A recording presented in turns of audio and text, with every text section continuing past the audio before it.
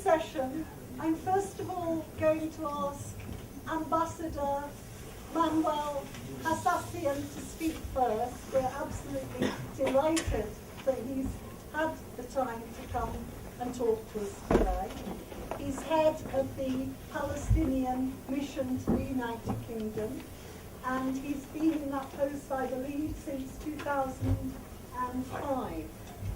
So he's going to talk to us particularly about the impact of a president-elect who is saying that he is strongly in support of the Israeli government, which is not, I think, good news to any of us in this room.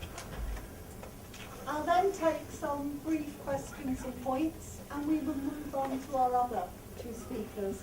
On my right, Larry Sanders, who's a national spokesperson for the Green Party, and is here today in his capacity as the brother of Bernie, who you just speak.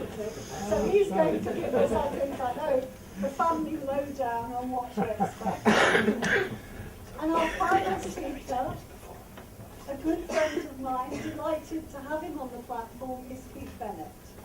Keith not only is a former student of the university here, but he is also has been in the past the editor of the Asian Times, and nowadays acts as a political advisor to businesses, Chinese businesses, who are coming to Britain and elsewhere. And Keith's going to give us a bit of a run-through of what we can expect relations in the East Asia region to turn out to be. That's the session, this particular session. So, I'd like to invite our first speaker, the Ambassador, to address us. Thank you very much. Thank you very much.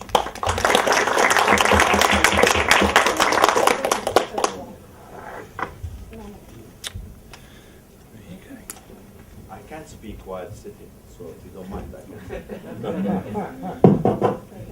Thank you very much. Thanks, Carol.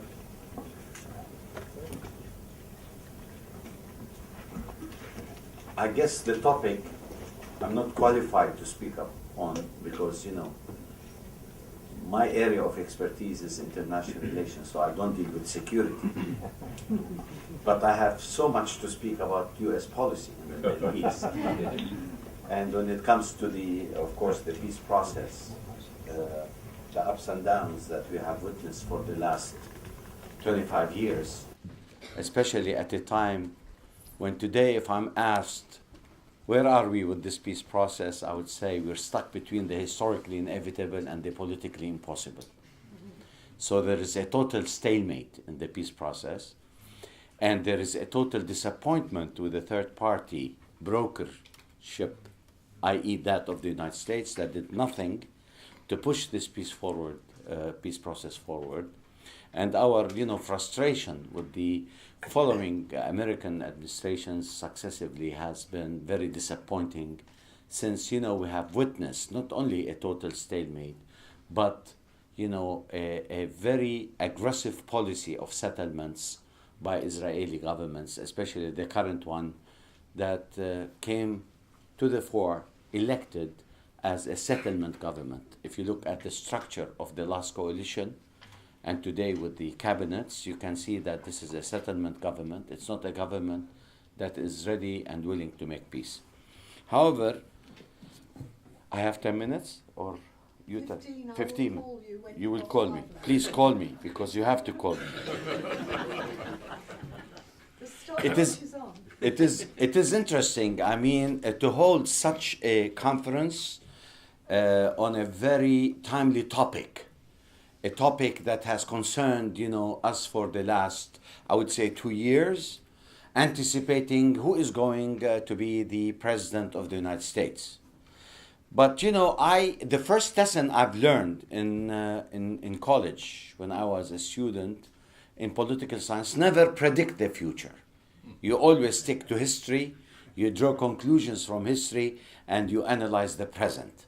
So I'm not going to talk too much about Trump, except, what I can deduce from all his polemical rhetoric, during his presidential elections, and the anticipation that we have as Palestinians or as Arabs in the Middle East from such a president-elect.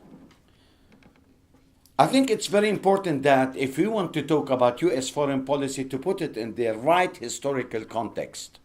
Meaning, the right historical context is that the interest of the US administration started back during the Truman period in the mid-40s. And since the mid-40s, we have seen an active, to a certain degree, US policy in the Middle East. But before that, as you know, Palestine was lost, basically, to the Jewish settlers back in the 30s, 20s, 30s, 40s, with the creation of the State of Israel, thanks to Balfour Declaration and thanks to the British Mandate. So we cannot blame the Americans that we have lost Palestine in 1948, but we have to blame the Brits. Excuse me, but this is a historical fact. This doesn't mean that I don't make the distinction between the public, who are so sympathetic to the Palestinian cause, with that of the government that has not been sympathetic to the Palestinian cause, and that this government is so arrogant to the point that they will be celebrating the centenary of the Balfour Declaration, meaning that they boast they have created the State of Israel. I don't have any empathy for such a government, and I will use all my efforts to campaign against the celebration of this infamous declaration that led to the destruction of Palestine and to the destitution of the Palestinian people. Putting this issue aside, we go back to our main topic. The United States of America had always, whether Democrats or Republicans, have set up their policies basing it on 4 cornerstones. The first cornerstone in US policy in the Middle East, and that's very important, is always to make sure that there is access to oil, to cheap labor and markets. The second is unequivocally support the State of Israel, because the State of Israel is considered the bastion of democracy in the Middle East, and it is its full geostrategic ally in the region. Third, to make sure that proxy Arab regimes and curbing any kind of national liberation movements should not take place in the Middle East. And fourth, the containment of communism, which after 1988 is no more a cornerstone for US policy. In lieu, they have created Islamic fundamentalism to be, to justify their presence in the region. So whether Democrats or Republicans, and I always look at them tweedledum tweedledee when it comes to the Middle East, have always had national and geostrategic interests based basically on their own interests without considering the interests of the region. So their vested interest is to make always Israel to be a strong ally in the region by helping it militarily, politically, diplomatically. And it was mere surprise for us and a mere triumph for us, a gift from Barack Obama, who was an utter failure in his policies, whether internally or in the Middle East, not to veto the settlement activities in Israel or in the West Bank. So the Americans, as you know, in Resolution 2334, they have abstained. Not for, but they have abstained. And this is a record in history for the United States not to veto anything that is related to the interests of Israel. And I guess there are a million reasons to justify why Barack Obama has done this. So Republicans and Democrats do not beg to differ on their national interest when it comes to the Middle East. However, when try to look at the coming era, how we could envision the Middle East, I think, as you know, today the Middle East is totally factorized, atomized, fractionalized, total chaos. Still, we are searching for true democracies, vibrant civil societies, and still we're struggling to create, certain societies that could really tune with Western ideologies of democracy and what have you, trying more or less to resonate Islam with Western ideas and what have you. And we've been struggling to do this not today, but since Napoleon's invasion to Egypt in 1798. And we could not come to a conclusion how we can basically try to compromise, let's say, Western ideology with that of Islam. And that's why I would like to make a footnote here that it is really a shame that the West is looking at Islam from the lens of Islamic fundamentalists and militant groups. We have to make, ladies and gentlemen, distinction between Islam as a religion and Muslims, because Muslims don't represent Islam. They use Islam as a facade for their own ulterior and objective and subjective reasons. So they cover their interests under the banners of Islam. Islam is a religion of tolerance. And here comes a Catholic, Christian, devout Catholic speaking about Islam. So, with all honesty, I have been born and raised in a culture of Islam. Islam did not teach us to be brutal, to be violent, to be militant, because that's not Islam. So that's why, when the United States tries basically to use Islamic militancy as an ideology, as a polemical ideology in which to mobilize people within the context of clash of civilizations, I think we should stop this and act against it, because that's not true.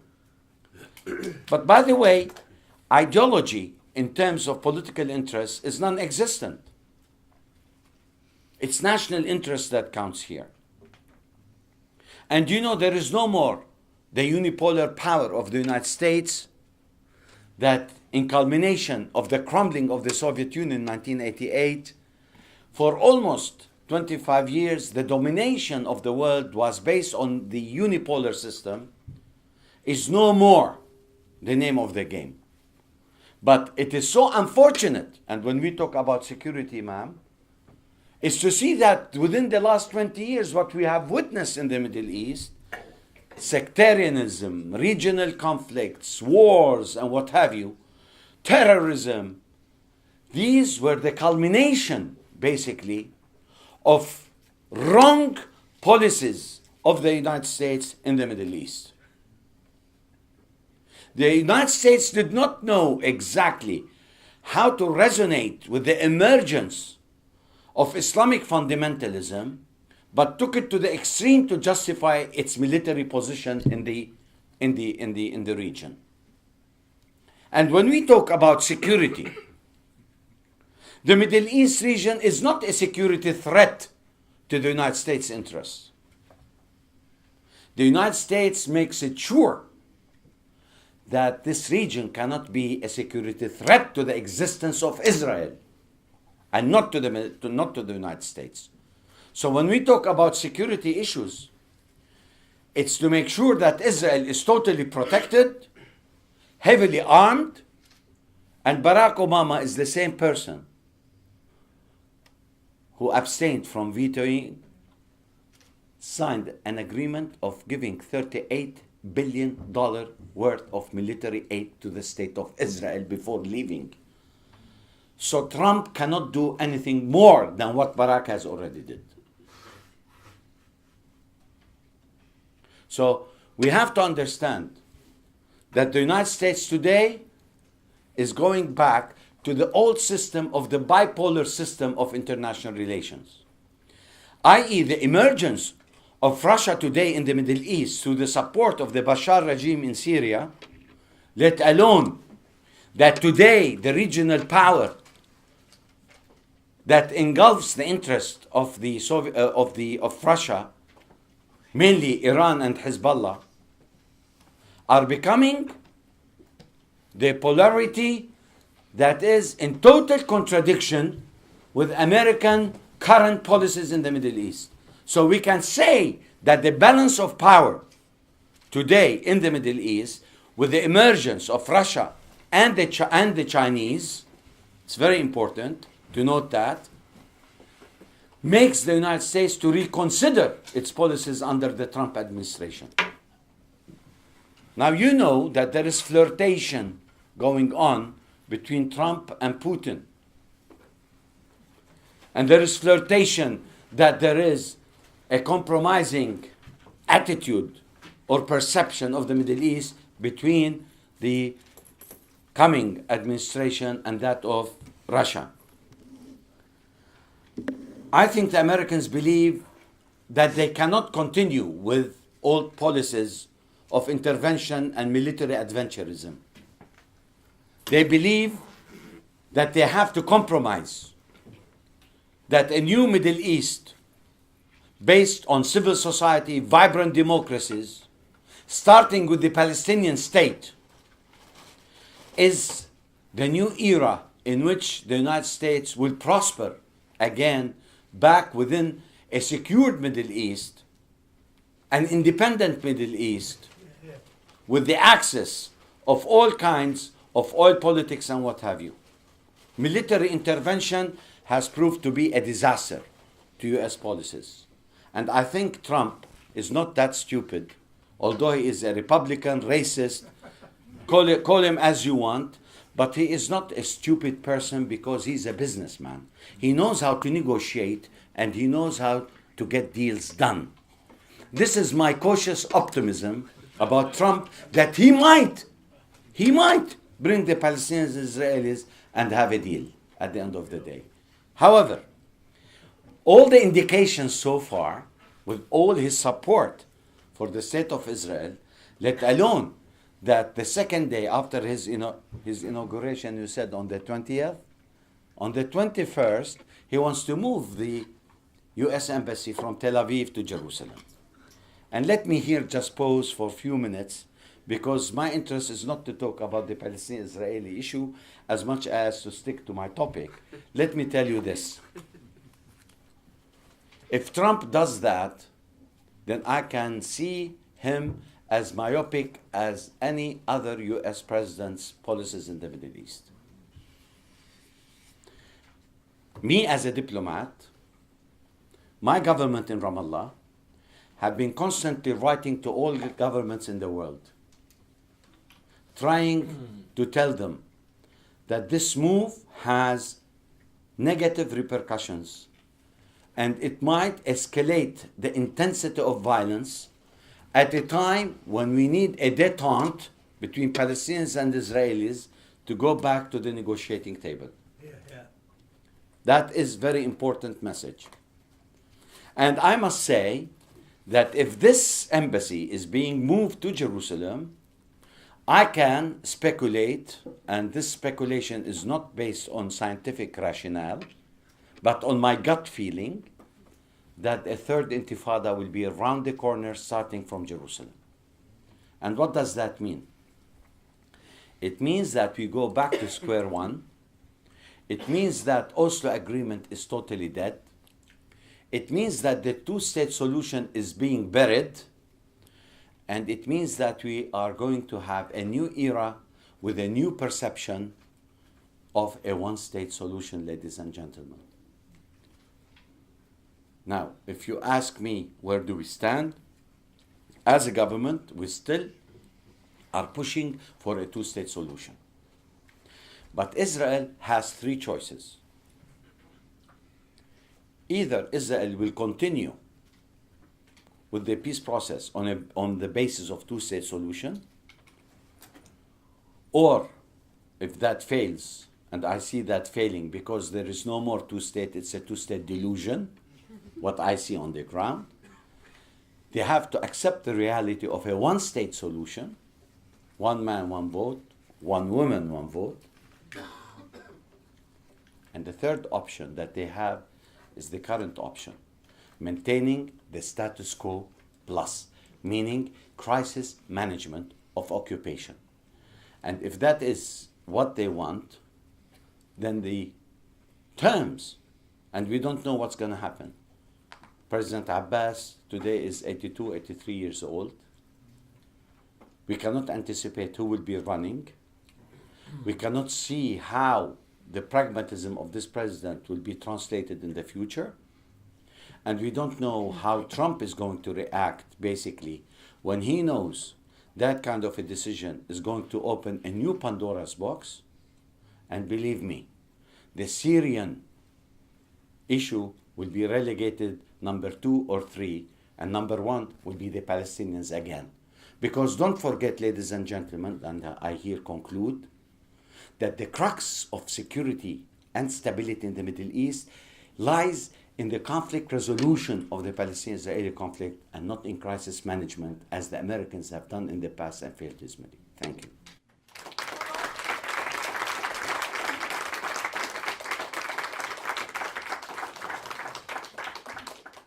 Thank you, Ambassador. It's a very powerful introduction, very powerful opening to our discussions, and a considerable amount of things to think about.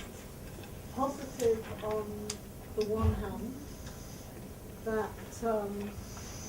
there is hope for alternative pole of attraction in relations between Russia and China and that part of the region. I'm sure we're going to hear more about that from Keith later on.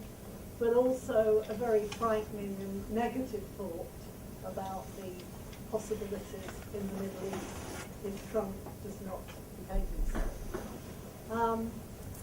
I'll repeat what I said earlier for those of you who have just arrived. We're going to take some question and answers now and short points briefly to the Ambassador. Then we're going to hear our other two speakers, Larry Sanders on my left and Keith Bennett, Larry Sanders on my right and Keith Bennett on my far left, and we'll have another round of contributions from the audience. So can I see people who would like to make a point? Okay, I've seen several hands. You, sir. Just very briefly, Madam Chair, to the Ambassador. One thing that seems to be very rarely talked about, which does seem to impinge directly on our interests, is the fact that Israel is a nuclear power and Iran is potentially a nuclear power. And that does strike me as being unfortunate such a position in the future. I wondered if you could comment on that. Can I take the other two? Yes, and yes, then we'll please. come back. Yes, please. Walter. There is a conference has been called, and you referred to it, of various states which are protesting against the American proposal to move things to Jerusalem, who in fact want to revive the two-state solution. As there is no real alternative, do you think it is desirable that that conference, even if it doesn't come to an immediate conclusion, doesn't dissolve itself, but remains, so to speak, available for recall all the time to monitor the situation and push towards a two-state solution, because I don't see any other alternative. Okay, do you want to come back on those points, and then Yes. I'll take yourself and others? Yeah.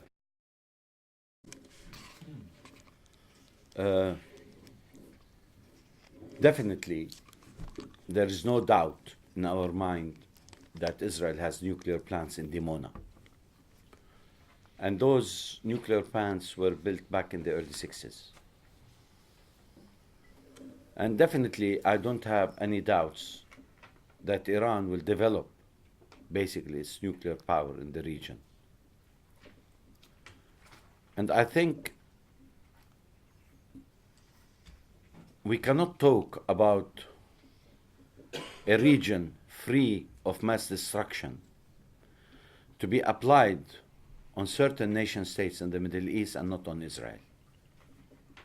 The United States and the Western world never brought up the issue of Israel's nuclear arms, but they have made a big commotion about Iran.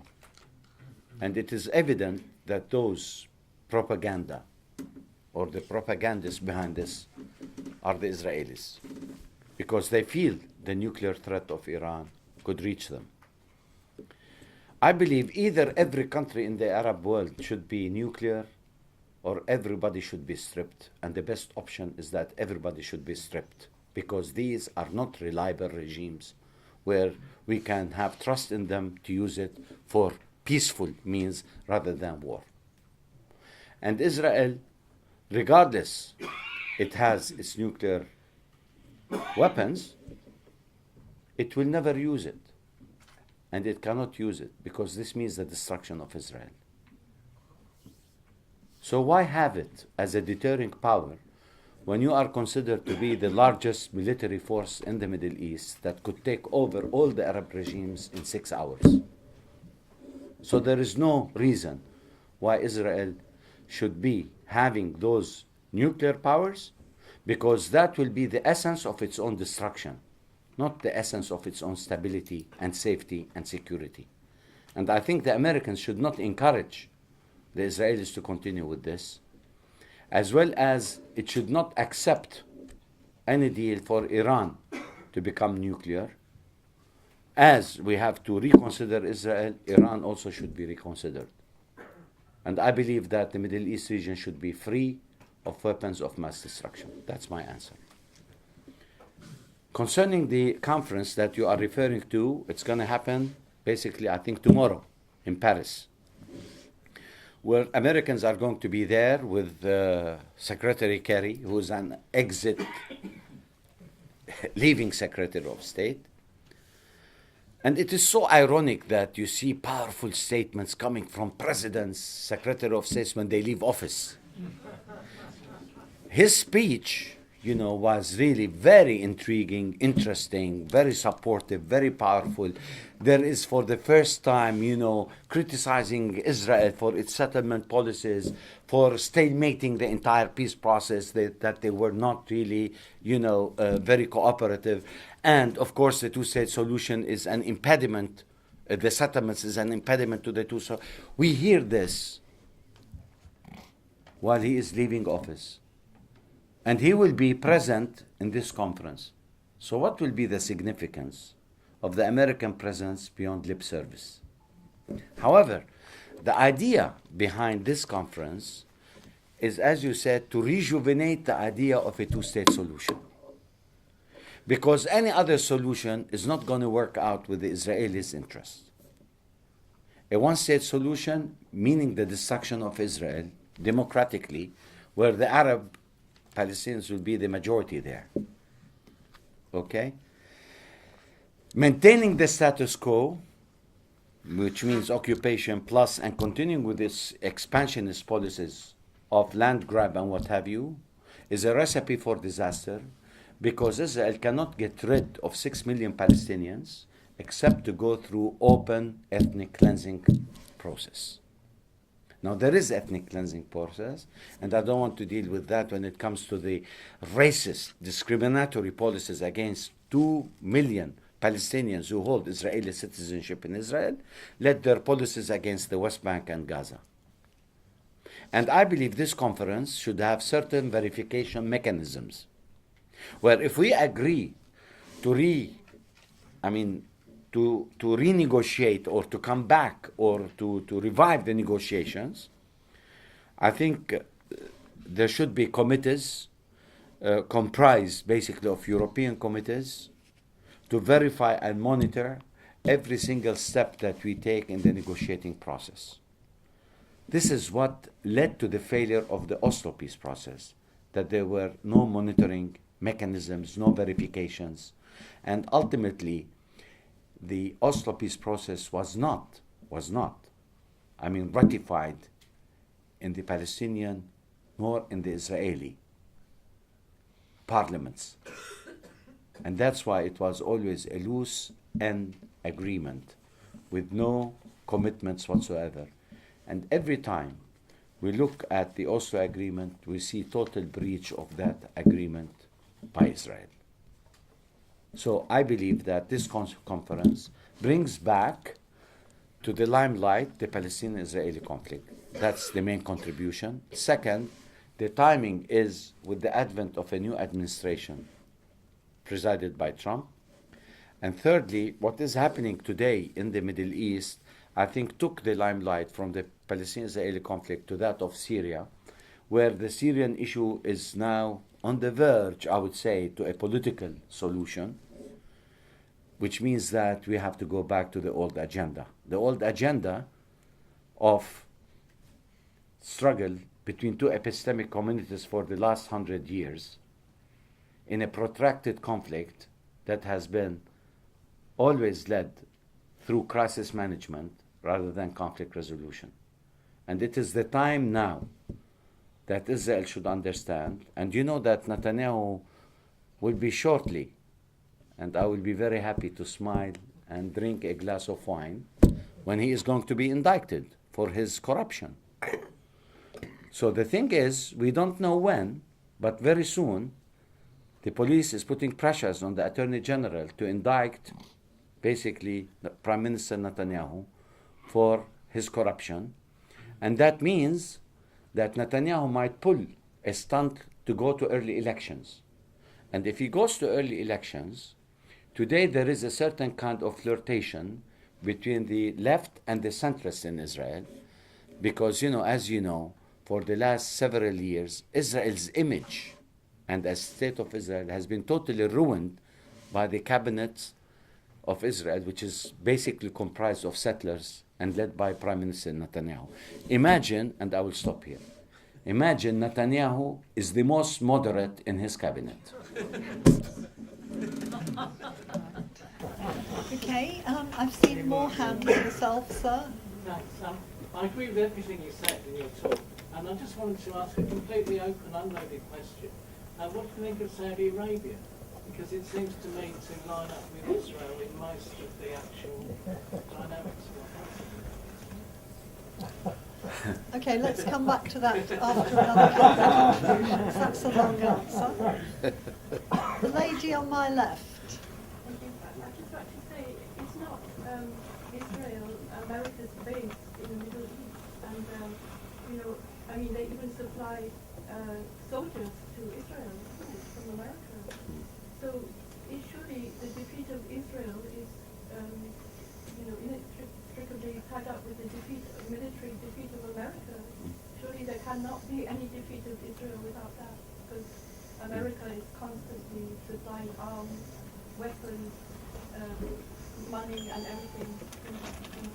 So it's the axis of America, Israel, and Britain, the evil axis, which has to be defeated.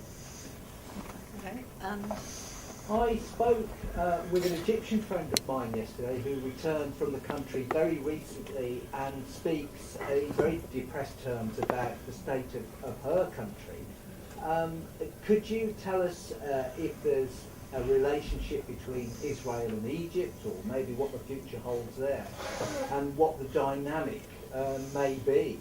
She was obviously depressed about the failure of the so-called Arab Spring in Egypt that was so enthused over by Obama, but at the moment she feels there's a terribly repressive relationship between the government of Egypt and Sisi and ordinary people, which looks even worse to her. And she feels very threatened herself, so that I can't even mention her name in this conference. Okay, are there any more contributions? Right, I've seen two hands over here. Can I answer? Because yeah. And I'm I'll developing take you- Alzheimer now. I will forget the questions. Definitely, my answer to you on the question of the military connection with that of Israel, yes, Israel is considered to be a satellite for the United States of America.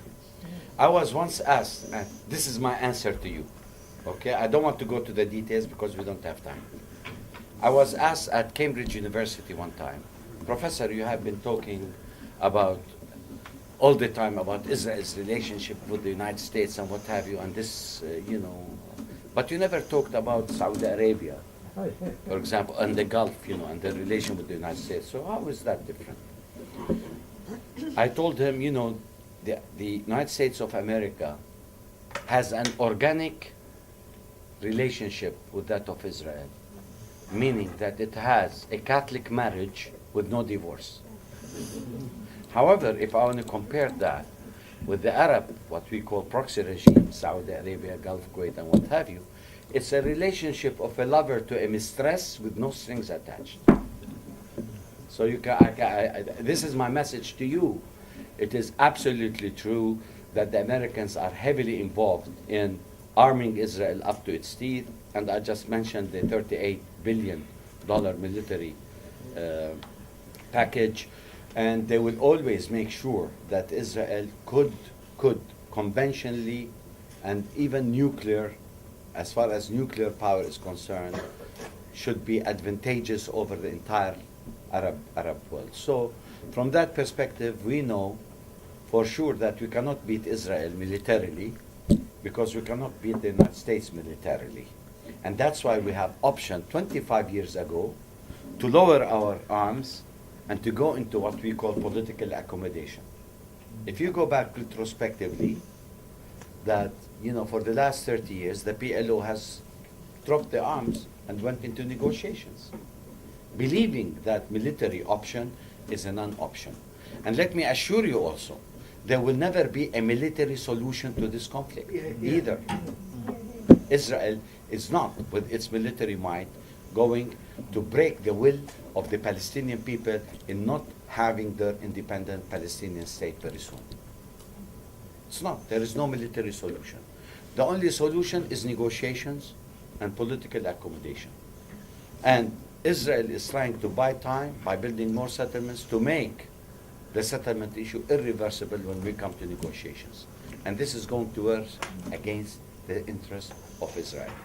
So the Israelis won 5 major wars in the Middle East. Did they achieve security? They did not achieve security, to the point today when we ask them, can you define security for us? They cannot. It's an obsession for them. I said, I can define security for you. It's 10 over 0 undefined in mathematics. When we talk about Saudi Arabia, sir, although I don't like to meddle in the affairs as a diplomat, but I mean, you know, Saudi Arabia is not being liked that much in the Middle East. And the reason why I say that, and I need to be a little bit more blunt, I guess, let me take off my diplomatic hat and say to you, Wahhabism and fundamentalism, this extreme Sunnism, has been the source of conflict in the Middle East. And the Saudis should bear the brunt, should bear the responsibility, because it emanates from the Arabian Peninsula, which Saudi Arabia controls, let alone its fluctuating policies between, you know, one time supporting Syria, the next time now they're against Bashar al-Assad. So they use the internal politics for their own national interests. But the Saudis today are perceived in the Arab world as the villains. So you don't be surprised if you see, you know, a Palestinian telling you that, you know, I hate Israel as much as I hate Saudi Arabia. So, let me stop there. I think you got the message. And there was another question. Yeah, about Egypt. The same story goes to Egypt. One time they are a strong strategic ally to the Palestinians. The next day, if the pay is much more from a certain country to support another group, then they will shift their, you know, support. What is going on today, I must say, is the rejuvenation of the Mubarak regime. I mean, the Sisi is not that different from the perceptions of Mubarak, where there is military control, oppressing any kind of opposition, and their stance versus the Muslim Brotherhood is making the situation very tenseful there. And of course, there is a certain kind of rapprochement between Saudi Arabia and the Sisi over the question of Muslim Brotherhood, how to contain it without any major confrontation. And of course, there is a strict open policy, you know, vis-a-vis basically Hezbollah in Lebanon or Iran and what have you. And the flirtation with Turkey now coming back. And this should be a whole topic, Turkey's involvement in regional politics, and how this Erdogan is abusing and using all these religious discordance, all the conflicts in the Middle East, to support the Muslim Brotherhood and to support Hizb al-Adala, where he is supposedly, the leader of that. Now this guy, who's supporting the Muslim Brotherhood on one hand, which is the arch enemy of Israel, is signing military agreements with Israel through NATO. How do you explain that? At one time, the Marmara event, that led to the killing of 9 people, volunteers like you who went to Gaza, all right? And now he is basically creating a new page of reconciliation with the Israelis and be part of NATO again. I mean, this fluctuation gives me the wrong signal whether Turkey means serious business. And look at Turkey, how it is handling the Syrian issue. With Kurdistan being involved, it's so complicated that these governments, these regimes are unreliable. They only pursue their own interest. So as far as I'm concerned, the Palestinians, we have to rely on ourselves, not on the Arabs, because we have been really totally frustrated with the Arabs' position in supporting us. Sometimes we say they talk the talk, but they don't walk the walk. Imagine Europe helps the Palestinian infrastructure development. Americans pay up to $250 million that comes to the Palestinian Authority in building the civil society, the security system, and you hardly have any money coming from the Arab world. How do you explain that? Beyond moral sympathy, we don't have anything from the Arab world. Okay. Okay, thanks. Now this is the final question and answer. So I've got 2 hands over here, and then we're going to take a final contribution from the ambassador and move on. Yourself, madam. Good. I think you've sort of touched on what I was going to ask, but I have a book that my late father wrote, and I'm keeping it. In it, Jonathan Rundle, who was the Washington Post correspondent in the Middle East, speaks candidly with Ben Gurion, who tells him, in order for Israel to be secure, all those Arab nations have to break up into small constituencies, and we're going to start with Lebanon. I mean, conspiracy theories aside, I am not absolving the population or regimes such as Assad, or the opposition for their role in what happened to Syria or Iran. I don't know. Do you agree? I mean, just things like Saudi Arabia, the Qataris, their interventions in other Arab countries. It's been a recent phenomenon. It's not been there a long time. What do you think of Boris Johnson's statement that Iran and Saudi Arabia are fighting proxy wars? Iran and Saudi Arabia. Yeah. Well, Let me get the second one. yes, okay. And there was a hand just, yes, you sir. Just to make the point, 12 years before Mr. Balfour participated in that declaration, he was piloting the aliens bill in British Parliament to deter Jews coming to Britain. So it appears, if he's consistent, that he didn't want Jews to come here, but he did want the Jews to go there, no doubt, as you say, to become the policeman or whatever, British interest. And I also remember someone called James, an American economist, who said that by 1908, unnoticed by Britain and Germany, the United States had become the greatest economy in the world, the global economy of the world. Notwithstanding the First World War, that has even predated the First World War. So I largely sympathise with obviously with what the speaker said. But anyway, I just leave it as a comment. Okay. Thank you very much.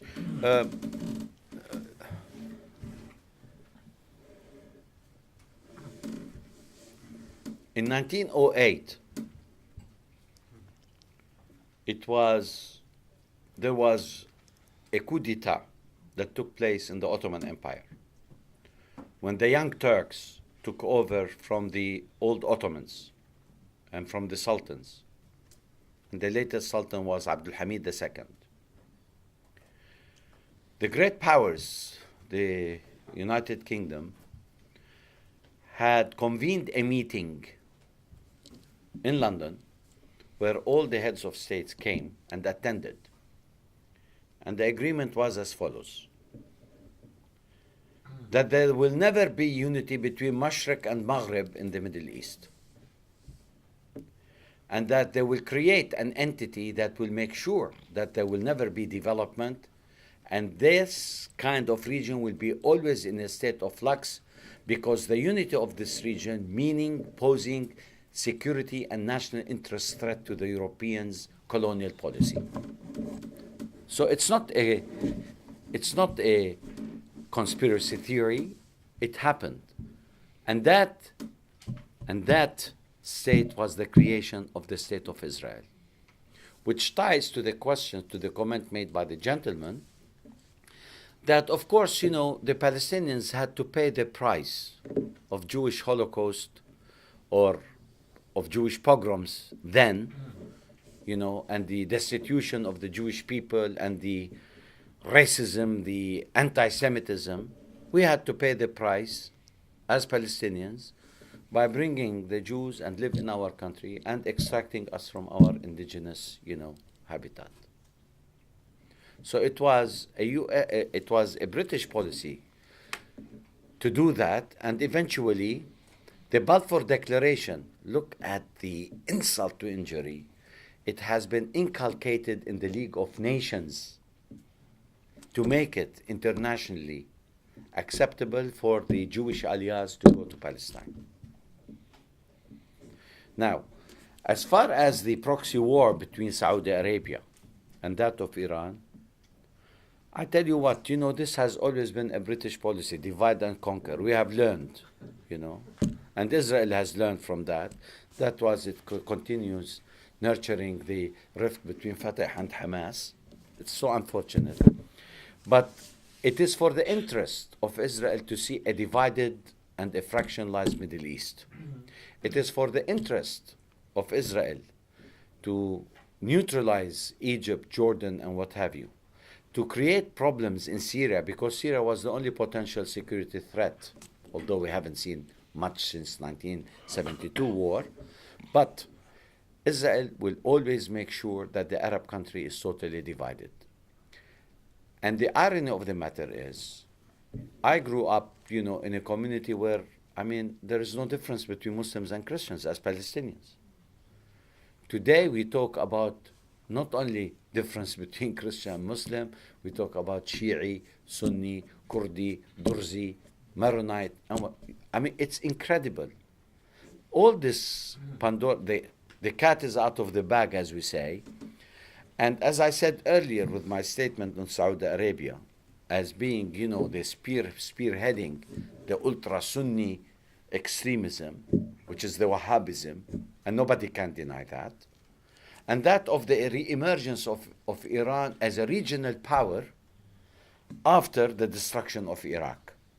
So the vested interest of the Saudis is not to see the emergence of Iran, which is a Shia country, to dominate economically, politically, militarily the Arab world.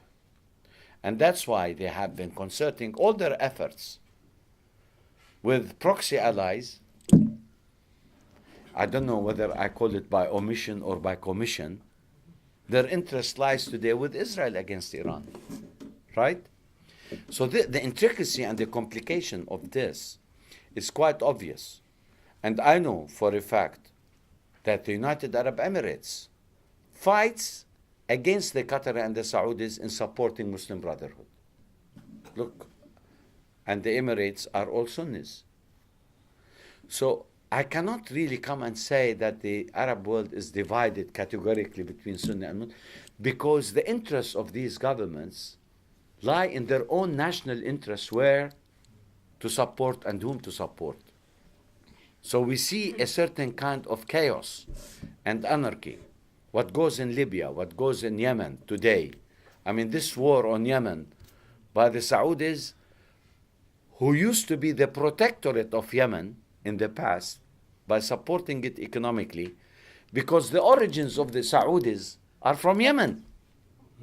And look at the contradictions today, where Saudi Arabia is launching, massive air attacks, killing innocent civilians in Yemen. How do you justify that? And we have to bear in mind that there is a big gap between the governments and the people in the Middle East. The people in the Middle East are against basically what's happening today in the Arab world. We are against what's happening in Syria. We don't like to see, sectarian conflict taking place, in our part of the world. Because this is a new phenomenon. And I hope that it could be a transient phenomenon that would end, very soon, because then we're talking about zero-sum conflict. And that is the destruction of a region that is considered to be one of the most volatile regions in the world. That's my pessimistic, vision. But we always say, and I always quote Antonio Gramsci when he says, we believe in the pessimism of the intellect, but with the optimism of the goodwill. And let me end with this note, that maybe we pursue things with cautious optimism. Now I can pursue things with certain hopefulness. We hope, and we have to be hopeful, that the Middle East region will settle down. And believe me, and read my lips, that there will never be peace and security in the Middle East as long as the Palestinians don't have their fundamental rights of self-determination. Thank you very much.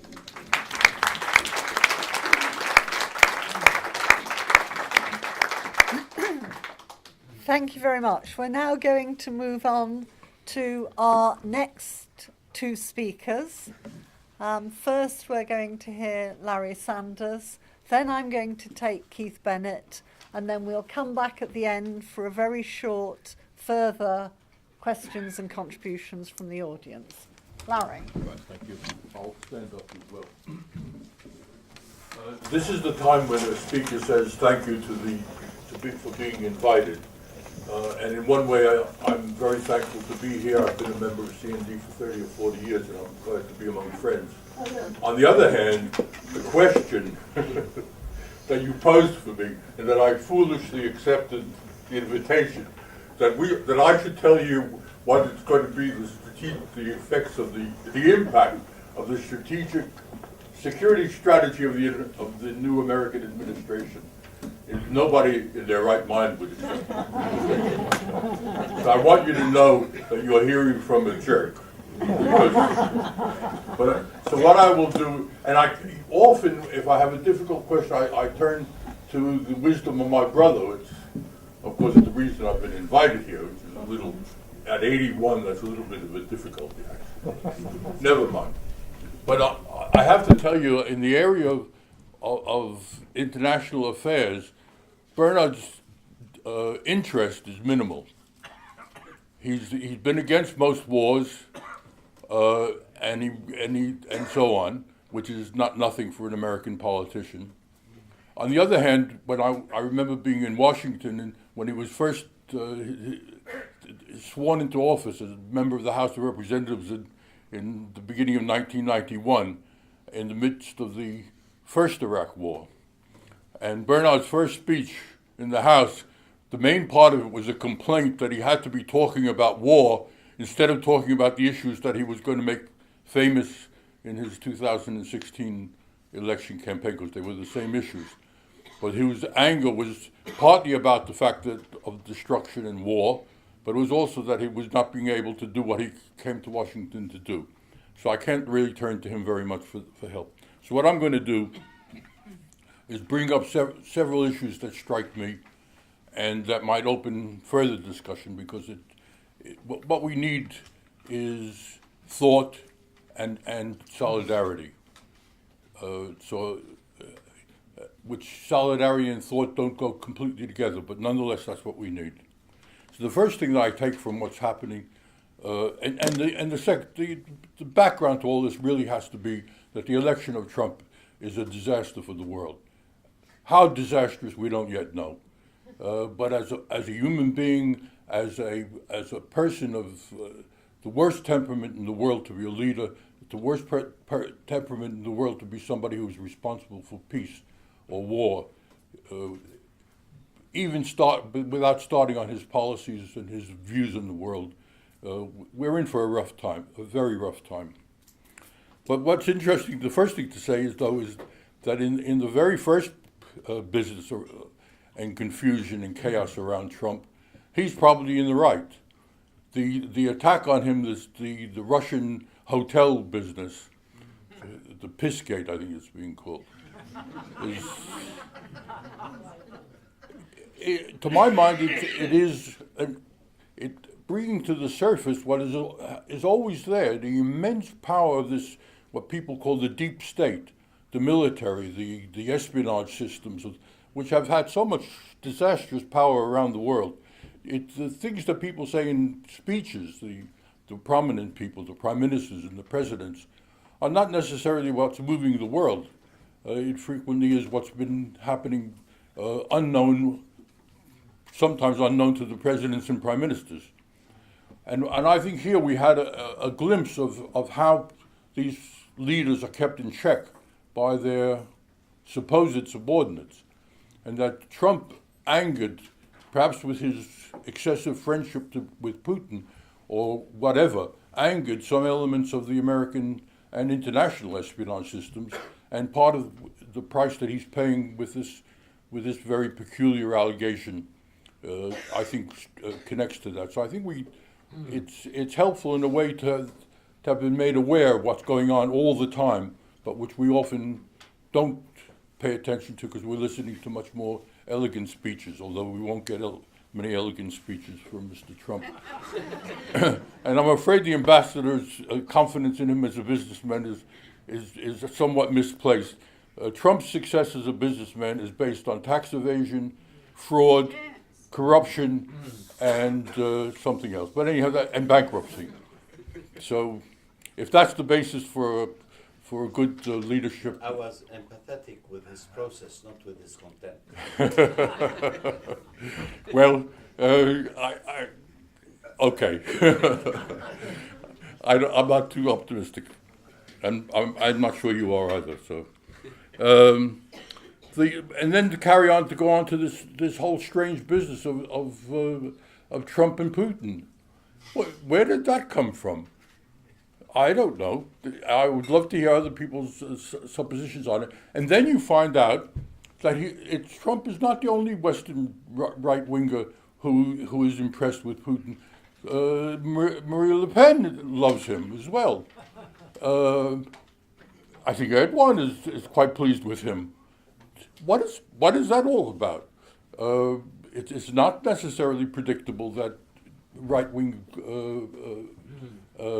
Western or whatever leaders should be in sympathy with Putin or with Russia. So I find that something. One of the possibilities is that they represent a kind of cultural regression, an anti-liberal. Not that the liberals have lived up to. I mean, liberals, when we say it now, we're talking mainly about neoliberals, and we're not happy with what they're doing. But there is something of liberalism, of multiculturalism, of respect for people of different sexual preferences, and all the rest of that stuff, which is something well good that's happened in the world in the last decades. But there are people who don't like that, or who are uncomfortable with it, and perhaps that's something connected there that isn't so much international affairs as an appeal to a part of the population that has been left behind economically, but also has been left behind culturally. But I would love to hear other people's ideas about what's happening with that peculiar connection. Then the Trump's antagonism to NATO. Wow, how? The question is how is Europe going to respond to that? Europe is really a very odd creature in this sense. There's these very powerful, very developed states, very economically advanced, and for decades they haven't had a foreign policy of their own. They've been under the tutelage and protection of another country. How did that happen? Very odd to me. In a way, you understand Britain somehow has attached itself as a tail to the American dog, and not often wagging it, I don't think, but not sometimes. But what, the whole continent, the whole Western Europe, for years and years has not paid much attention to what is the central responsibility of leaders of countries to their defense. And how are they going to respond? Is this going to be a battle between left and right? Is the right going to be more aggressive against who? Against the Russia that many of them find attractive.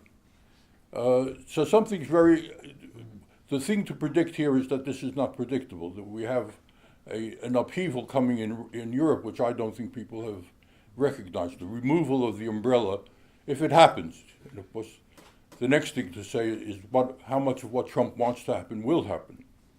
But if it happens, the whole of European politics will be impacted, and in ways that I don't think I certainly wouldn't want to predict. So having said it, I will bring up here now one of the odd things that's been happening with the questioning of Trump's various appointees to the major positions, the Secretary of State, Secretary of Defense, National Security Council advisor. And one of the things about it is that hardly any of them support Trump's policies. So who's going to win there? What does that mean? That's a relief. Sorry? That's a relief.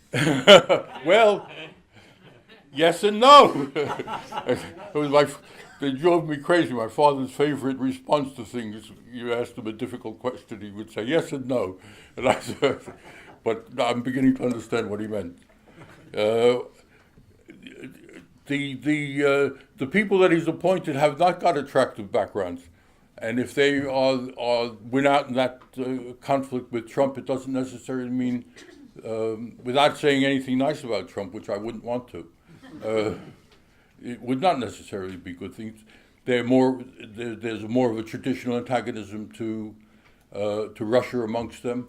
And of course, one thing in which there is agreement, and I think the ambassador raised this issue, and I think it is one of the terrifying prospects, because it will go on for decades and could make the Cold War look like a tea party. And that is the anti-Islam.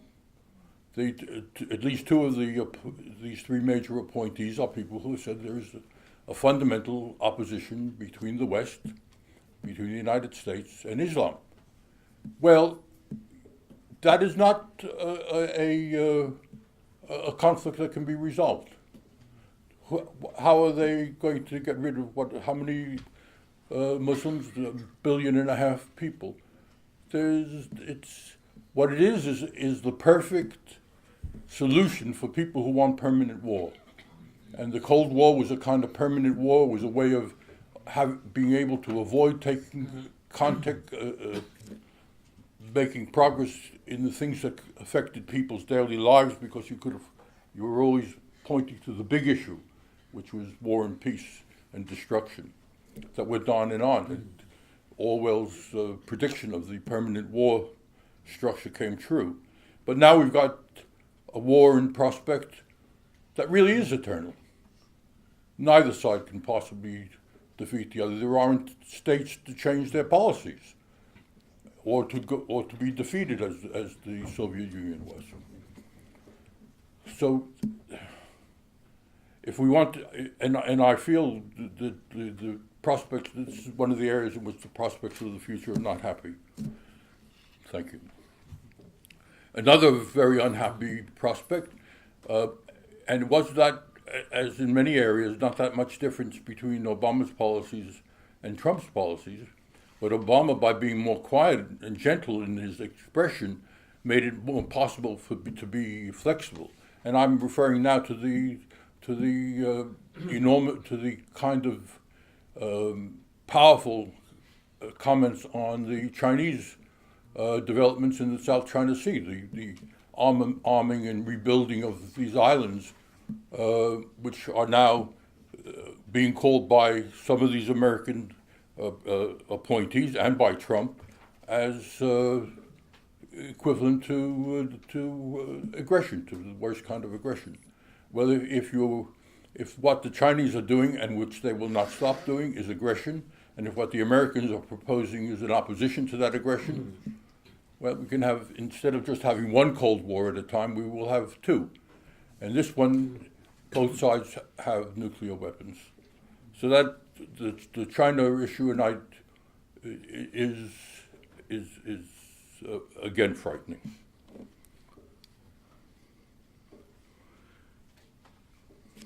Well, and the nuclear proliferation principles of Trump are, in this room, as horrifying as anything, not just obviously in this room, that his encouragement of other countries to acquire nuclear weapons that don't have them, and the increase and renewal of the American arsenal goes without saying as an enormous threat to the future.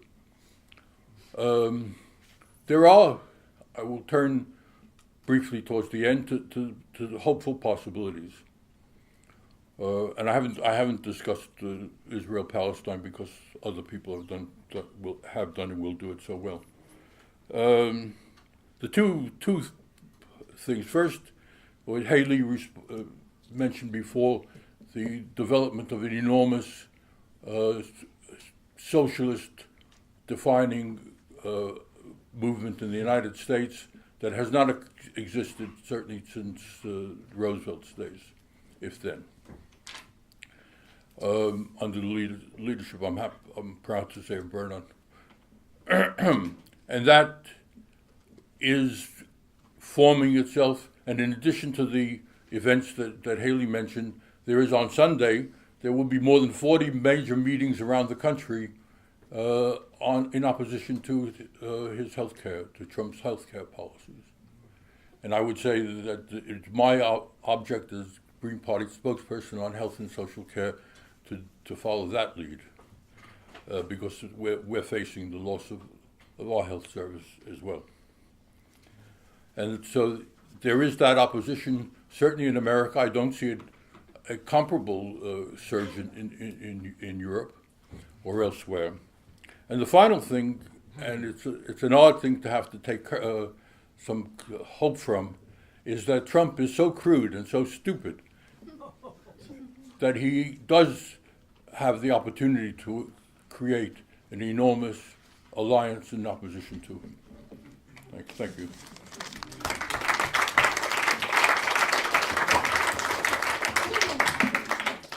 I'm not so sure about Trump and NATO. Perhaps we'll get some discussion of that later on before the session closes.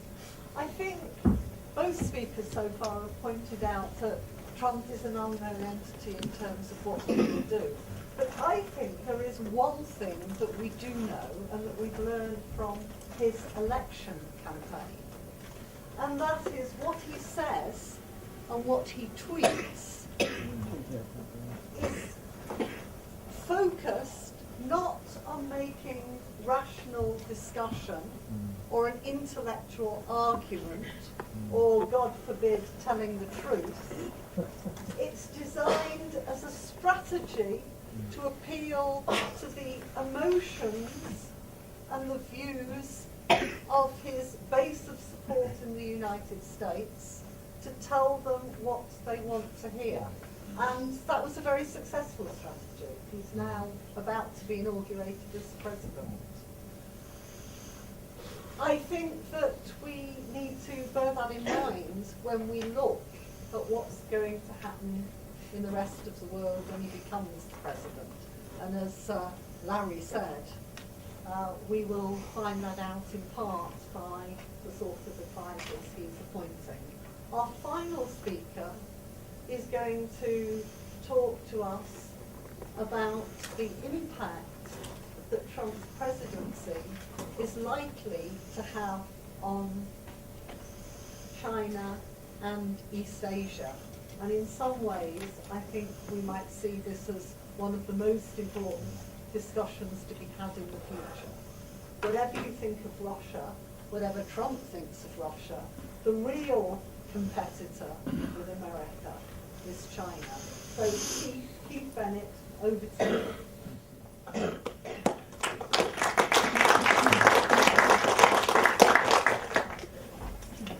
Yeah, thanks very much, Carol, and thank you, everybody. Well, if 2016 was deemed to go down as the year of the unexpected, then we're today just 2 weeks into a new year, and we approach, as people have mentioned, the inauguration of Donald Trump in just 6 days' time. And it already seems as though 2017 will outclass even the year just ended in terms of extraordinary events.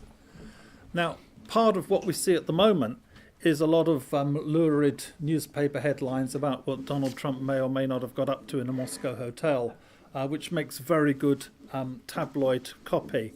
But the underlying reality of what we're seeing is a pattern emerging of very dangerous developments in the relations between at least three of the major nuclear powers in the world, the United States, Russia and China.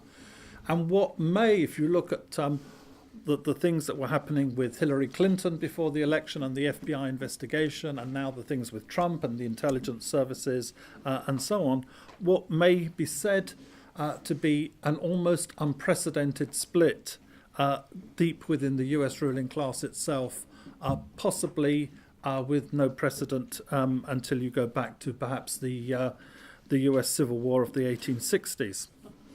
Second thing I'd like to say is that whoever would have won the US election, at least after the Democrat nomination had gone to Hillary Clinton, we would today have been looking at the prospect of a serious increase in international tensions.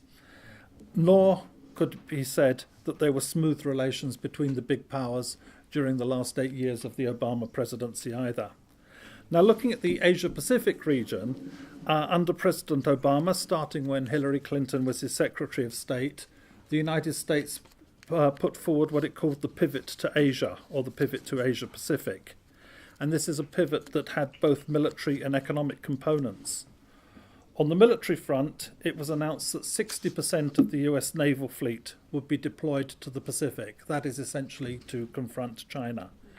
The United States also, as Larry has just mentioned, sought to militarize the situation in the region by involving itself in the South China Sea issue, where there are some historical disputes between China and some of its neighbours regarding islands, atolls and territorial waters. But although these territorial disputes exist, they had largely avoided reaching any sort of crisis level, and they had been handled peacefully among the countries concerned prior to the US involving itself in the issue, first of all with a speech by Hillary Clinton at a regional meeting in the Vietnamese capital, Hanoi. At that time, the United States declared that it had a national interest in the freedom of navigation in the South China Sea, although no regional country in any way is threatening that. Since then, and in supposed pursuit of the defence of freedom of navigation, the United States has been regularly sending its warships through waters that China claims as its territorial waters. Although no country has a stronger interest than China, given China's position in world trade, in ensuring that these waters remain safely open to the peaceful vessels of all nations. And on the economic front, Obama aggressively pushed the Trans-Pacific Partnership, TPP, which together with its equivalent for the North America and Europe, the TTIP, aimed to bring under its umbrella as much of the world economy as possible, whilst excluding China and promoting neoliberalism, and thereby also excluding other economies whose size and scale would enable them to also resist this to some degree, for example, Russia and India. However, despite this pivot to Asia, and despite an earlier announcement made of a supposed reset of relations with Russia by Obama, in fact what happened is that from Ukraine to Syria, the Democratic administration came to preside over worsening relations with Russia. And Hillary Clinton campaigned on a pledge to impose a no-fly zone in Syria. Given the nature of the present Russian military involvement in Syria, there was been a huge danger that any move to impose a no-fly zone on Syria at this stage would have led to a direct clash between the world's two greatest nuclear powers. Now, whilst Trump, for reasons which are the subject of much speculation, has struck a certain pose of being soft on Russia, although again, as we've just heard, judging by the current confirmation hearings, the same certainly can't be said of all of his many appointments, practically the one thing on which you can say Trump has been quite consistent has been his extreme hostility to China. On the campaign trail, Trump constantly attacked China, accused China of stealing American jobs, of raping America, considering Trump's own professed proclivities, it's an interesting choice of words, and threatening to declare China a currency manipulator, something which flies in the face of all evidence, and threatening to impose tariffs of up to 45% on Chinese imports. Of course, putting tariffs of that nature, of that scale on Chinese imports would inaugurate a trade war. As one Chinese newspaper said, that Boeing's loss would be Airbus's gain. And it would also, by making the Chinese imports so much more expensive, would send prices soaring for working and middle-class Americans, the very people that Trump had demagogically pledged to protect. Most seriously, Trump has questioned what is known as the One China policy. The One China policy, as most people will know, but just to briefly sum it up, the One China policy arises from the history of China in the last century and a half, when the imperialist powers peeled off bits of China when China was unable to resist. For example, the way that from the 1840s onwards, Hong Kong became a British colony, and how after the end of the Chinese Civil War between the Communist Party and the Nationalist Party, the Kuomintang, which ended with the Kuomintang retreating to the island of Taiwan, since which time there has been a de facto political division between the Chinese mainland and Taiwan. Now, Trump has questioned the One China policy, and this is an extraordinarily sensitive matter because the one precondition that China lays down for any country seeking to establish diplomatic relations with China is that they recognize a One China policy. And the United States first recognized that in the Shanghai Communique of February 1972, which was signed during the visit of President Nixon to China at that time. Trump went against this by taking a phone call from the leader of Taiwan, which is something that no United States president has done, at least since the end of the 1970s, when China and the United States formally established diplomatic relations. And Trump has said that the One China policy is something that is up for negotiations in exchange for essentially what Trump is saying is that he thinks that the United States can trade continued recognition of a One China policy for Chinese concessions on trade and imports, and for China putting greater pressure on North Korea to abandon its nuclear weapons program. This is something which apparently he's reiterated again in an interview that's published with the Wall Street Journal today. And Obama was, whatever he has got wrong about the question of China, Obama was actually completely right when he's responded to Trump's questioning of the One China policy by saying that this is something which the Chinese will deal with very differently than the kind of negotiations that they will enter into onto other questions, because the One China policy goes, in Obama's words, to the very heart of how they see themselves as a nation. For the Chinese part, they have made it clear that if Trump questions the One China policy, then they will have nothing. Then there will be, in their words, nothing serious to discuss with the United States at all. And to be very clear, that means That means climate change, it means Iran, it means North Korea, and so on. So this is a very dangerous situation. I don't have a lot of time, so I'm going to move on really to what I think is the further extremely serious development following Trump's questioning of the One China policy, which is the confirmation hearings that we've seen over the last couple of days with Rex Tillerson, who is Mr. Big Oil himself until a few days ago, the chairman and CEO of ExxonMobil, and of course is the Trump's designated Secretary of State. And what Tillerson said in his confirmation hearings is, quote, as follows: "We're going to have to send China a clear signal that first, the island building stops," this is in the South China Sea, "and second, your access to those islands is also not going to be allowed." Now, this represents at least as serious a threat of a major military clash between nuclear powers as did Hillary Clinton's call for a no-fly zone in Syria. As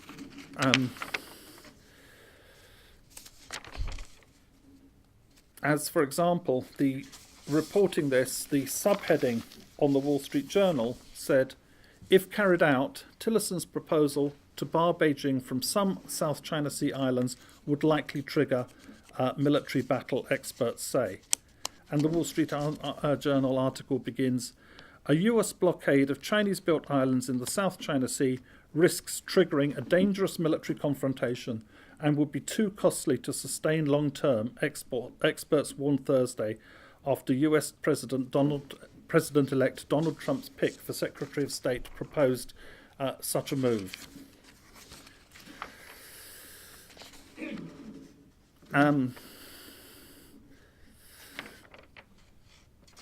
Now, the newspaper went on to quote a guy called Richard Bitzinger, described as a security expert at the Nanyang Technological University in Singapore, saying that, before that, the newspaper said, to enforce a blockade, the US would have to use force to prevent Chinese ships and planes reaching the islands in violation of Washington's own commitment to freedom of navigation through international waters and airspace, several analysts said. That would be tantamount to an act of war, said Richard Bitzinger, a security expert at Nanyang Technological University in Singapore. How would the Chinese respond? With every tool at their command, he said. Washington has options, but trying to pull off a Cuban Missile Crisis-style quarantine is not one of them. Beijing would be certain to resist any blockade, leading to a military confrontation that could quickly escalate. And although US firepower is greater overall, sustaining such an operation close to China would inflict heavy costs, security experts said. Yeah, I'll finish in less than 5.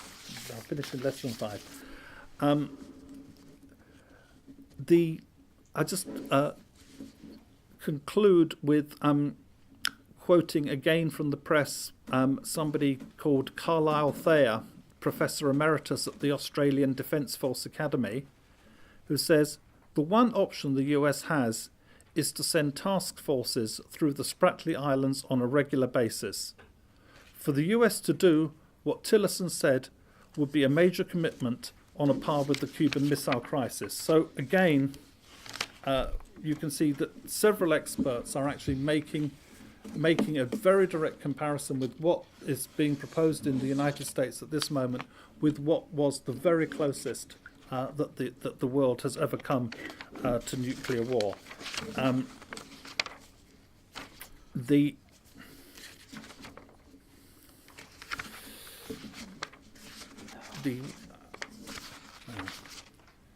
Here we are.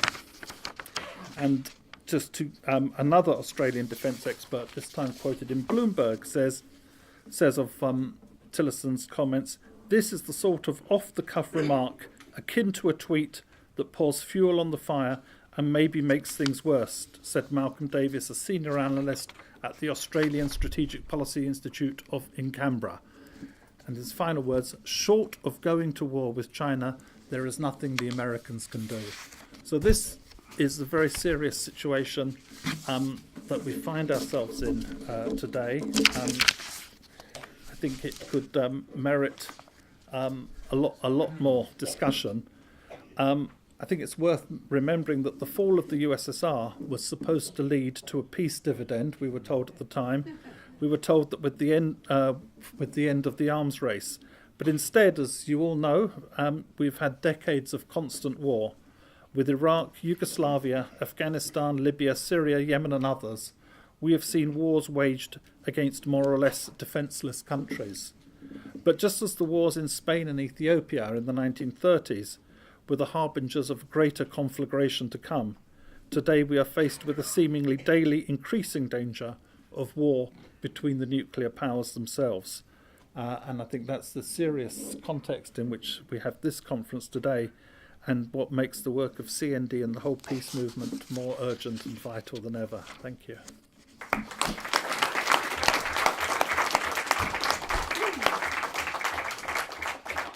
Thank you, Keith, for such an up-to-date, up-to-the-minute report. I'm not sure I'm willing to thank you for your very scary conclusions, but let's take some audience contributions. The session began rather late, so I'm going to run it over late. We've got some 15 minutes to have a question and answer and conclude the session. So I've seen a few hands. Can you put them up again? Right, there's a lot of hands there. So what I propose to do this time round is take everyone, just briefly, 1 minute, and then ask all the speakers to come back. Okay. You here, sir, then Ray. Yeah, one subject that hasn't been touched on is Cuba. And, there's been that very unjust economic blockade that's existed. There was a few tentative steps were made, but far too tentative and limited by President Obama. And then, of course, the issue of the horrendous Guantanamo Bay camp on Cuba. I'd like to hear comments from the panel on what they think. I think we all know what the horrendous prospects are, but I'd like to hear your slant on that. Thank you. Right. Thank you. What I want to mention is NATO. I was recently called at a conference anti-NATO, A-U-N-T-Y, which I don't mind being called. NATO hasn't been mentioned much because we all know, it's been the military arm of US imperialism for decades, and it's been involved in, they do exercises in the Middle East with Israel, which to me is shocking. It's never reported very much. They've made alliances all over, as Keith will know, with the countries around the Pacific and the South China Seas, though they were once called the North Atlantic Treaty Organization, Nuclear Armed Treaty Organization. They affect, as somebody mentioned, the policies of other countries. Because the UK in 2005, the minister said, we have a policy of first use of nuclear weapons because of our obligations to NATO. So we're not making our own policies, but and very few people in Britain realise we still have a policy of first use of nuclear weapons. So NATO, in my opinion, is not a force for peace, but a force for real danger and war in the world. But with the advent of Trump saying that he's worried about it, he really doesn't just want, so I can see, he doesn't want to pay the money for NATO. That's the only thing. I don't think he has equal military policies. But what I'd like to hear from the three speakers, if they really, I know you went a little bit with it, if you really optimistic about NATO and its nuclear policies following Trump, that there are many voices across the world at the moment saying, you know, Trump is good news as far as NATO's.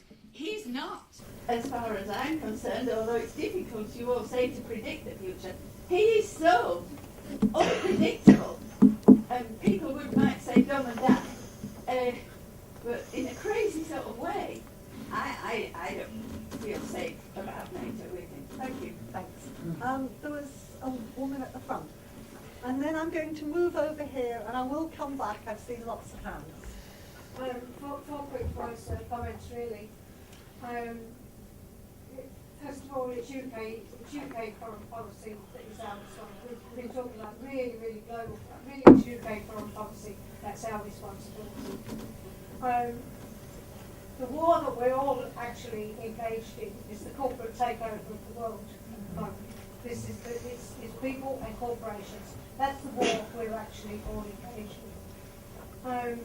I had hoped that today's approaches to foreign policy would be really broad and encompass trade policy, which is so overriding, and also development policy, where we've never ever, as far as I can see, had a decent development policy, and that these are all, that's as UK foreign policy, which I say is our responsibility, should encompass all of those. And I would really like for people to stop sort of sniggering about Trump and dismissing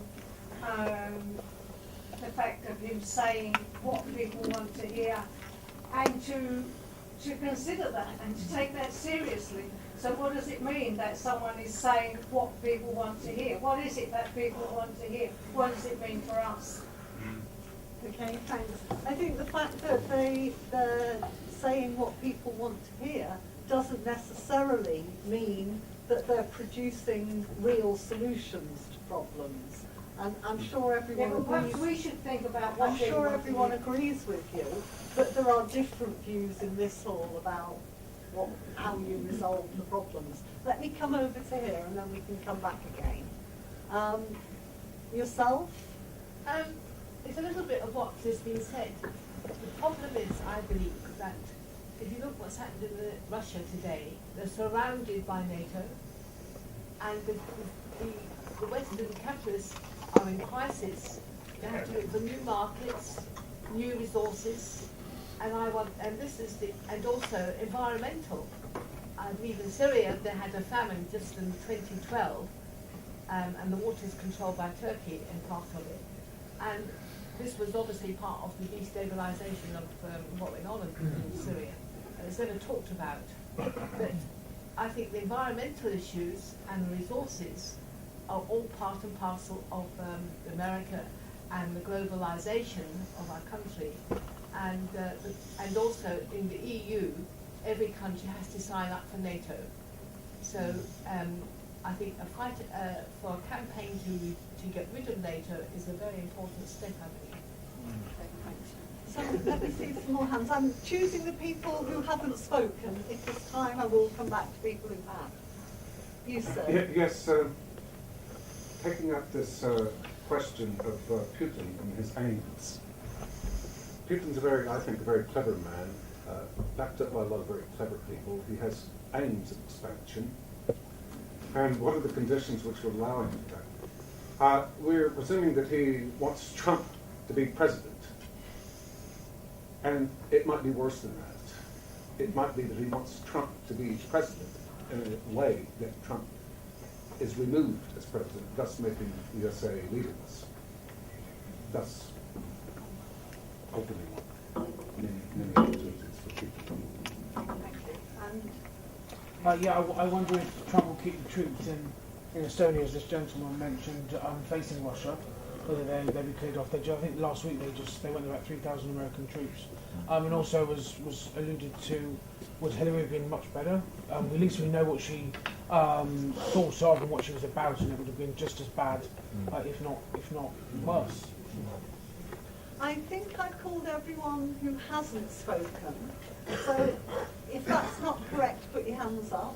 No. So I'm now going to take a round of people who've already contributed. And the lady at the back who's been very gently persistent. Go ahead. Just want to pick up what Larry said about China's aggressive stance. Speak up a little, I please. just want to take up what Larry said about China's aggressive stance and to add to what she said, you know. In fact, quite to the contrary, it's America that is, you know, is unbelievably aggressive towards China, you know. In fact, in that area, the South Pacific, America has built an unbelievable number of bases there. I don't know if you saw the program by John Pilger on the China and the coming war.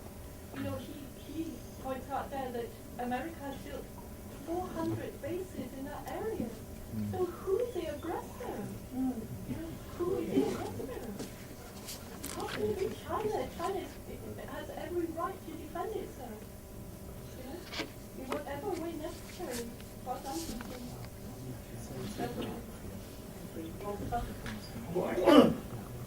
One prospect, if any, is that the Senate or other parts of the American establishment will be in a position to stop both Trump and his secretary nominee carrying out their policy against China. And the final contribution before we take very brief comebacks. Tom. So, what do you want British CND to do, and how and what style should we respond to the obvious crudeness of the language that people like Trump use? What do you want British CND to engage in this whole issue? Okay, thanks very much, and thank you for your brevity. I'm going to ask Larry to take a couple of minutes, and then Keith. Gosh. Very good questions, I'm afraid. Speakers say when they don't know what to say. Cuba is in a way a simpler one. Obama finally did the right thing in terms of recognizing Cuba and establishing relationships. And Trump has said that he'll undo that. Now that will require the Congress, so he might be stuck with that. Guantanamo, he's guaranteed that he's going to build up, and that is very much within the president's power, so I feel that will happen. Yes, we haven't talked perhaps enough about the impact of the antagonism to stopping climate change, which we will all know. And I think Bernard said it was the most serious foreign policy issue, and in many ways he's right. The destruction of the environment in the next years, if we don't do what we all know needs to be done, is very real, and the United States will have. Now, that's certainly an area in which independent countries such as Britain can have quite different policies. They can't make up for what will be done in America in lack of response to the carbon problem, but they can carry on with their own policies, and I think that's certainly something that any group, CND or otherwise. And finally, just rather than going into all of these, somebody said something about making America leaderless. America is a very powerfully constitutional country. They will not be leaderless. If Trump goes, then we'll have a vice president, and I don't think there's any particular reason to suppose that he will be better from what we know about him. And CND, the final question, what CND's role is. Nuclear war is on the agenda as it has not been for decades. CND is a central part of that battle, and it has never been more important to maintain its stance and to carry on and to do whatever we can. We've not been totally successful, but nor have we been totally unsuccessful, so that we're at the center of the crucial issue of the time. Okay, thank you. Keith. Right. Thank you, everybody. let me try to come back on a few things. The first thing I'd like to say is that it seems not necessarily in this room, but more generally speaking, people like to present Trump as being stupid. I don't think that Trump is stupid at all. Being crude and being vulgar is not necessarily the same thing. You don't get to be President of the United States by being stupid. I agree with, I think it was Ray, who said that Trump's presidency is not good news. I know that there's some talk about the idea that that Trump's policies are against NATO and so on. I think that this is at best wishful thinking. NATO is so intrinsic, so fundamental to the United States and its place in the world. It is not a policy that can be put aside. It is how the United States operates. And whatever Trump may have said here and there, if you look at all the Senate confirmation hearings, every one of his appointments who has any remit near to NATO is absolutely reasserting the fundamental importance of NATO to the United States. What Trump wants to do, of course, as he wants to do on everything else, is to make other people, other than the United States, pay for it. And because Trump, like any type of fascist type demagogue, is obsessed with the idea that the United States has been ripped off by foreigners, be it Chinese, Mexicans, or other people who are supposedly not paying their way towards the costs of NATO. And Trump's policies are, in his words, America first, the same slogan that was adopted by the fascist movement in the United States in the 1930s, and to make foreigners pay the cost, whether it be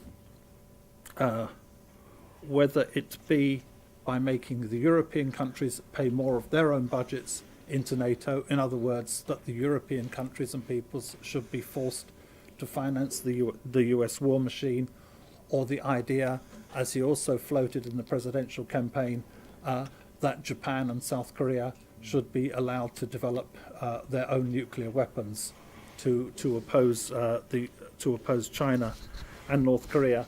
And Trump's policies are very clearly to further militarize the United States even further than it already is.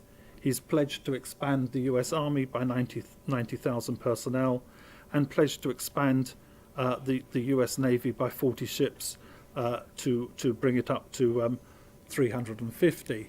And in response to the point that was made by the lady over there who said about the question of who is being aggressive in this situation, key Trump supporter Rudolph Giuliani said about this plan to increase the US Navy to 350 ships. What the purpose was, he said, at 350, China can't match us in the Pacific.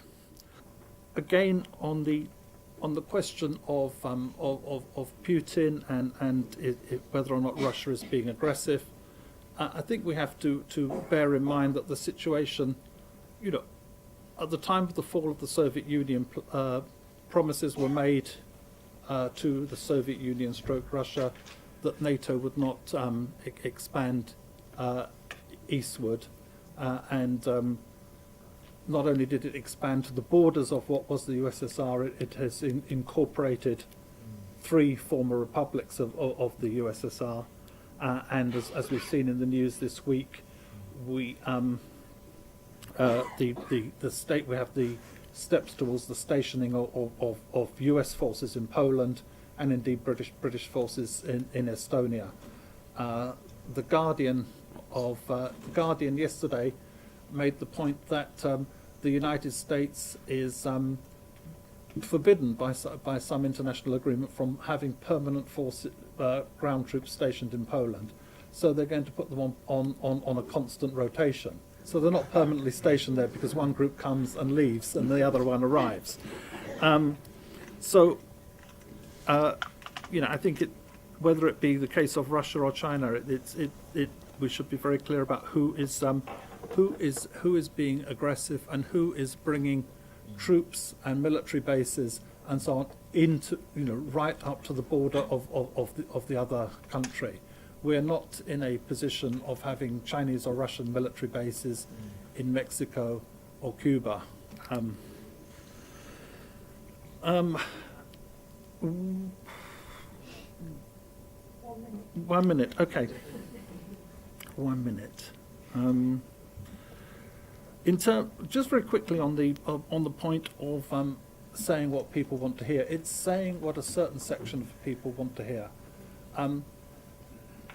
Let's not remember that Trump may be inaugurated as being inaugurated as president, but Hillary Clinton won 3 million more votes, and even if her foreign policy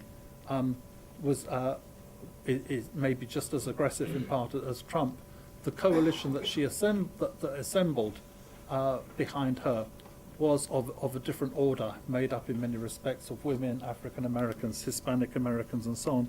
So one of the things we have to deal with here is the fact that the Western societies are becoming more and more deeply divided, and that's reflected in what's happening in politics.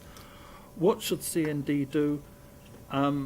That's a matter for CND, but I think that I would just put in a plea that it is vitally important to pay attention to what's happening, not just in the European theatre, but also in East Asia. Thanks.